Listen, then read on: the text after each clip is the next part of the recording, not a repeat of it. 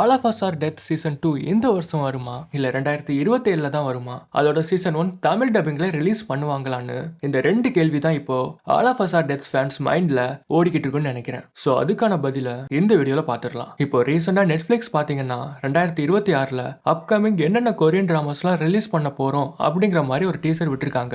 அதுல all of us are dead series பத்தின எந்த ஒரு இன்ஃபர்மேஷனும் இல்ல. சோ இத பத்தி ஃபேன்ஸ் எல்லாரும் அந்த சீரிஸ்ல நடிச்ச பாக் சோலமன் கிட்ட ரீசெண்டா நடந்த இன்டர்வியூல கேட்டதுக்கு அவர் என்ன சொல்லியிருக்காருன்னா, சீசன் 2ல என்னோட பார்ட் கம்ப்ளீட் ஆயிருச்சு, ஓவரால் ஃபிலிமிங் இன்னும் நடந்துகிட்டு தான் இருக்கு, ஷூட்டிங் அடுத்த மாசம் பிப்ரவரி மிட்குள்ள முடிஞ்சிரும் அப்படிங்கிற மாதிரி சொல்லியிருக்காரு. ஒன்ஸ் ஷூட்டிங் முடிஞ்சதுக்கு அப்புறம் விஎஃப்எக்ஸ் எடிட்டிங்னு சொல்லிட்டு போஸ்ட் ப்ரொடக்ஷனுக்கு அது ஒரு 5-6 மாசம் எடுத்துப்பாங்க.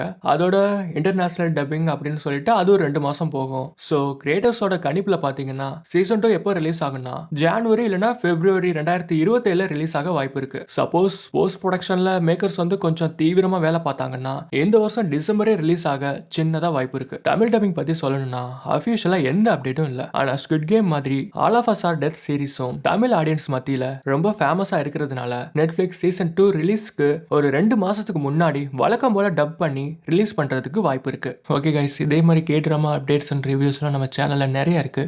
டைம் இருக்கும்போது செக் பண்ணி பாருங்க.